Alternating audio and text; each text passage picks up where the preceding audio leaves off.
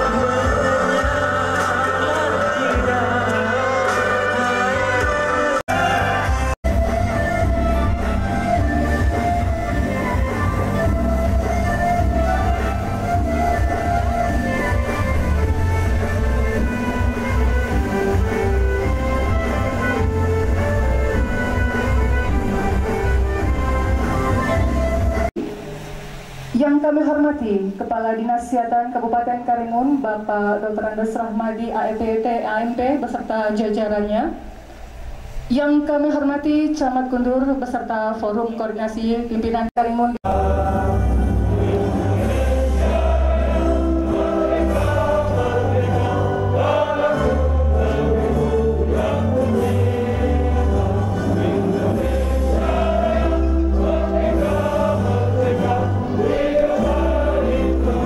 Sampai pada saat ini Kecamatan Kundur dalam keadaan zona hijau, di mana kasus ODP, PDP, serta pasien positif corona alhamdulillah tidak ada.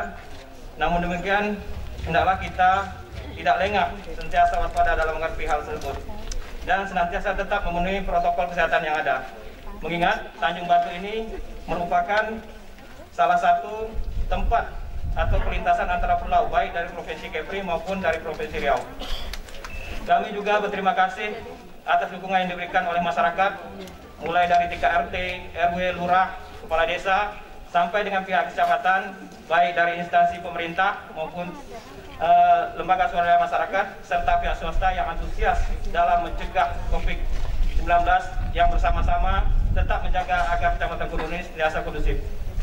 Jumlah tenaga saat ini lebih kurang 150 orang, yang terdiri sebanyak 53 orang CPNS, tenaga kontrak sebanyak 48 orang, serta tenaga lokal sebanyak 36 orang, ditambah dengan PTT dan honor POK sebanyak 10 orang. Pada saat ini UPT Puskesmas Tanjung Batu masih melayani operasional pasien, yaitu di ruang rawat IGD selama 24 jam, ruang rawat inap kebidanan, ruang perawatan inap yang berada di Jalan Diponegoro. Adapun sarana pendukung yang sudah dibangun juga antara lain adalah pembangunan selain gedung induk, juga ada gedung pertemuan, kemudian ada rumah dinas, ada 2 rumah dinas, kemudian kendaraan roda 2 ada 6, kemudian kendaraan ambulan ada 1, kemudian juga instalasi. Ketiga, penerima sehat kepada masyarakat, penerima Ibu Siti Rodia dan Bapak Laude.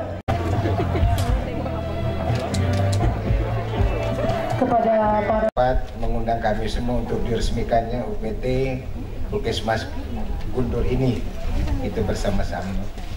Kemudian terima kasih atas kehadiran Bapak dan Ibu, khususnya sahabat kami Bapak Erswandi dari provinsi, yang saya tahu juga sangat sibuk dan beliau sangat aktif. Kalau ada undangan-undangan, acara-acara selalu hadir ya bersama kita, termasuk Ibu Rohani juga ya. Betul. Wah, getak nyamuk boleh, jangan getak pegawai. Sikit tak masuk getak, pindah ke yang honor lokal, berhenti nanti.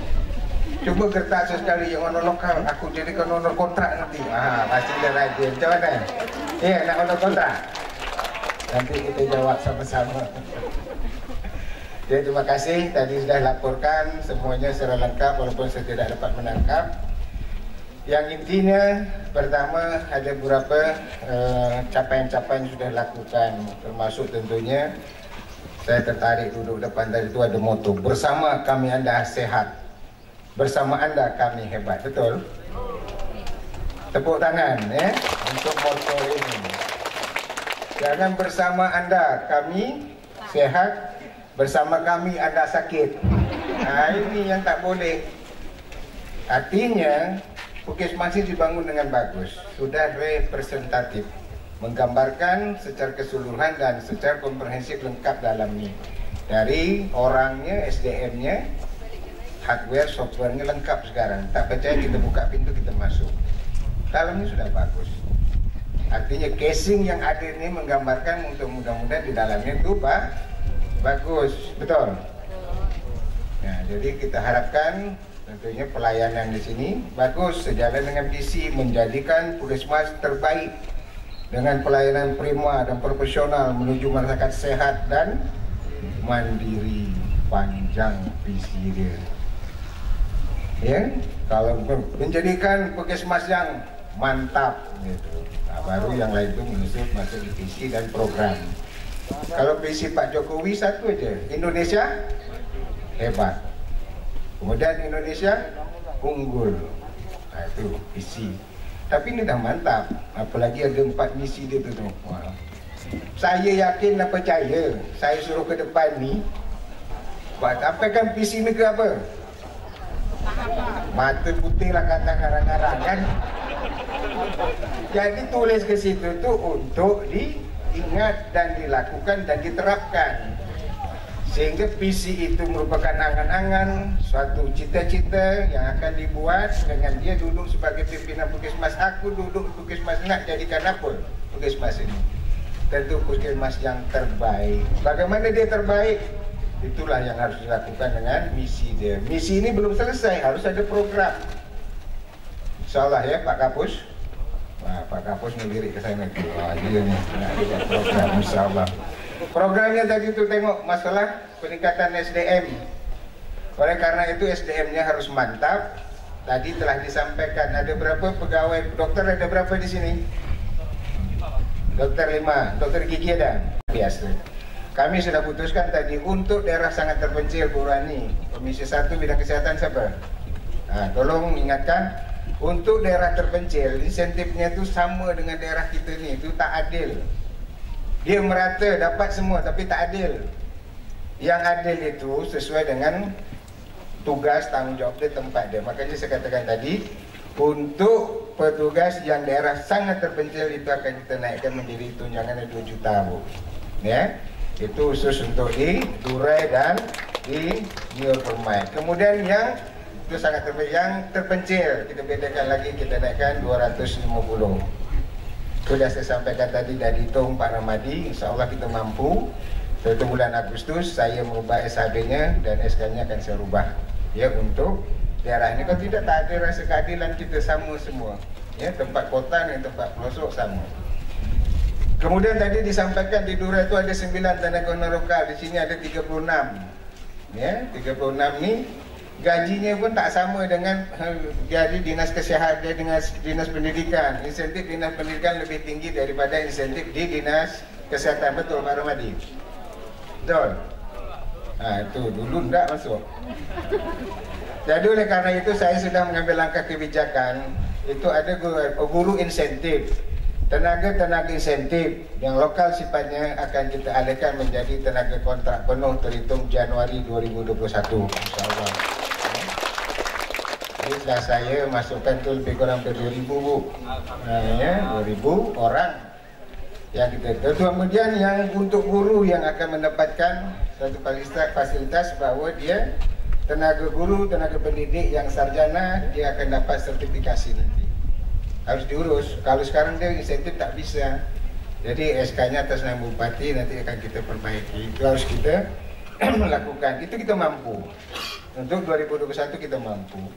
Kemudian tenaga kontrak kita keseluruhan itu lebih dari 5.700. Itu sudah kita BPJS kan tenaga kerja. BPJS tenaga kerja perlindungan sebagai tenaga kerja sudah kita lakukan.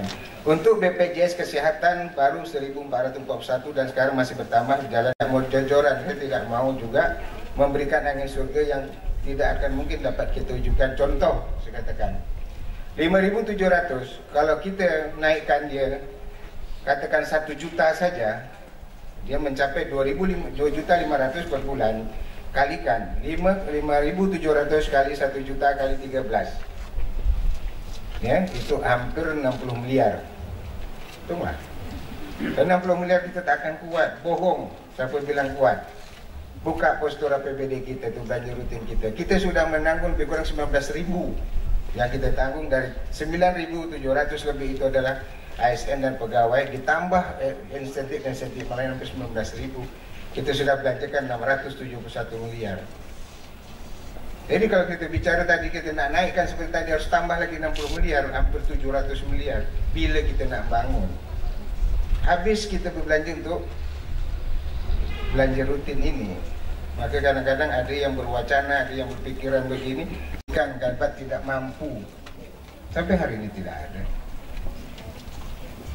Yang bisa saya lakukan adalah memperbaiki kesenjangan ini. Dan saya mintakan komitmen bersama. Dengan sudah dialihkan status dari insentif lokal menjadi kontrak, jangan nambah-nambah sendiri. Boleh nak naikkan, separuh kita rumahkan. Separuh rumahkan terjadi pengangguran. Apakah ini suatu kebijakan yang baik? Belum tentu. Sebagian senang bertepuk tangan, sebagian lagi akan menangis. Biarlah sedikit tapi dapat sama-sama rasakan. Yang sekian ribu itu tak ada orang luar. Semua anak-anak kita sini, saudara mara kita di sini. Anak-anak tempatan di sini yang sekolah jauh-jauh, yang sarjana walaupun dengan gaji 1,5 juta. Alhamdulillah masih dapat kita tampung sekian ribu orang itu. Jadi perlu saya sampaikan pada siang hari ini tentang masalah ini dengan baik. Jadi macam mana yang 36 orang tadi, coba angkat tangan. Yang 36 orang tadi dengan edaran dari Mendagri tahun 2019 bulan Februari itu dikeluarkan oleh Mendagri, tidak boleh mengambil tenaga kontrak lagi. Ini peralihan dari insentif yang sudah 10 tahun. Ada tak yang 5 tahun insentif? Yang 5 tahun insentif mana dia angkat tangan? Ada berarti tak 3 tahun. 2 tahun. Baru semalam ada. Yang 5 tahun tak ada, 3 tahun, 2 tahun, jadi berapa tahun yang ada? 6, 7. Itu makanya 6, 7 tahun wajar kita mengalihkan dia dari insentif menjadi ini. Karena dulu memang kesulitan. Ya. Tapi saya sudah berusaha dari 3 tahun saya angkat, mulainya 5 tahun, turun 3 tahun itu saya lakukan. Jadi tadi digambarkan oleh Pak Kapus, dah terjawab Pak Kapus, ya. Insyaallah mudah-mudahan dengan ada perbaikan-perbaikan ini sejalan dengan Puskesmas yang sudah dibangun dengan baik ini, mudah-mudahan akan merubah pelayanan akan semakin baik. Hingga moto Puskesmas ini bersama kami Anda sehat itu akan dapat diwujudkan insyaallah, ya. Tak mudah buat moto, gampang wujudkan itu susah. Ya kan? tapi kalau niat kita baik bersama-sama, mudah-mudahan akan dapat kita wujudkan.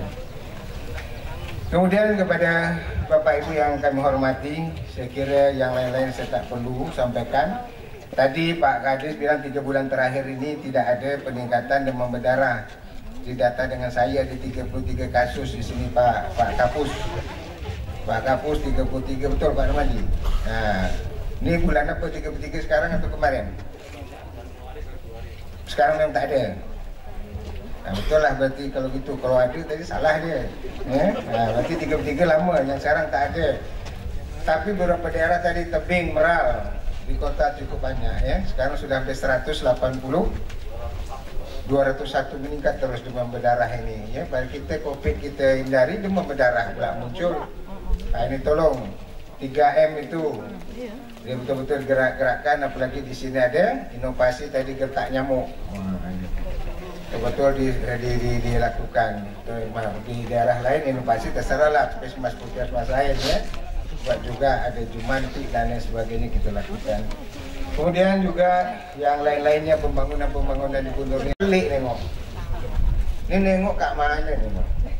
Ini yang depan kita seperti ini tak dibangun satu. Bagi Islamic Center ada tidak? Pasar ada apa tidak? Jalan ada apa tidak?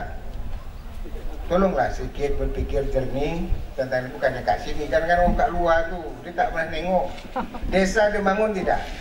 Jalan-jalan desa ada bangun tidak? Seminisasi desa ada bangun tidak? Bangun. Apalagi sekarang desa itu sudah lebih kurang 56 miliar adanya orang di desa itu. Turunlah ke desa-desa, turun. Macam saya yang resmikan ini pun disalahkan juga. Baru sekarang resmikan, ini kemarin kan corona. Bangun terakhir 2019. Februari kita akan lakukan. Itu kan masa pemeliharaan kan. Macam mana kita akan resmikan? Begitu Maret dah kena corona. Baru sekarang saya resmikan. Nah, kata nak pilkada pula resmikan. Nah, bantai lah. Bantai. Nah, nak ngata-ngata, umpat-umpat.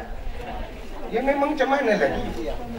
Sekarang ni pun saya bantai jugalah. Saya buat dosa besar. Saya bangun ni, saya bangun ini, saya bangun ini. Nah, kita nanya masa pertahan. Ya kan? Jadi seperti itulah kondisinya. Memang dalam suasana pilkada ini, suasana di pemilu ini memang semua bisa diurus. Tapi insya Allah, ya, bersama dengan teman-teman, saya dibantu dinas-dinas ada yang kita lakukan. Bersama teman-teman DPRD banyak yang kita buat. Air minum paling dibutuhkan. Tapi kalau saya masukkan Kundur, balai juga menjerit. Air di balai sudah dapat kita tutas, walaupun sedikit ada masalah. Tetapi di Kundur ini mau tidak mau suka Pak Eriswandi, saya juga minta bantu di provinsi. Itu kita perlu 50 miliar untuk menuntaskan pemindahan tempat ke Kundur. Kundur kita sudah punya danau dia. Ya kita akan sampaikan lah yang gubernur. Mudah-mudahan nanti gubernur siapapun kita akan coba minta kita kolaborasi antara dari BWS, pusat, provinsi dan kita di sini. Kita bagi. Ini harus kita lakukan untuk air di Kundur ini. Kundur tak bisa tempat-tempat tanah orang. Tempat tidak bisa kita bangun. Kita harus pindahkan. Sekarang sudah ada danau kita ya, yang di itu tanah dia, danau Kimah sudah ada di Kundur. Saya dah survei. Tapi harus memasang jaringan 30 km harus kita pasang pipa. Dan sudah kita hitung dan sudah masuk di perencanaan 2021 kita mulai untuk bangun air bersih di Kundur. InsyaAllah. Mudah-mudahan kalau dapatlah saya lanjutkan. Kalau tidak ya sampai perencanaan 2021 itulah yang bisa saya lakukan. Dan siapa nanti meneruskan silakan. Tapi konsepnya air bersih ini harus menjadi prioritas untuk Tanjung Batu. Kita tinggalkan dulu mungkin yang lain-lain, tapi air minum ini kita prioritaskan. Bukan tak ada yang lain bangun, tapi yang kita perbesar. Karena kita sudah selesai Islamic Center, kita sudah selesai pasar. Sebagai dana itu kita mau bangun untuk 4 tahun ini masalah air bersih itu yang paling penting yang saya kira di Tanjung Batu kita tuntaskan. Oleh karena itu mari bersama-sama lah kita harapkan kita dapat melanjutkan pembangunan dengan baik. Ya tentunya sebagaimana yang diharapkan bersama-sama. Apa SK Bupatinya? SK sudah untuk mulai dioperasikan. Mana pimpinan Puskesmas seperti Pak? Ya. Jadi tolong Pak Menteri sertifikat agar bisa.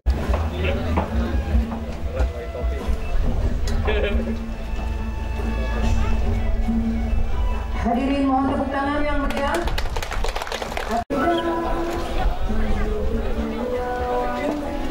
Bismillahirrahmanirrahim. Lang.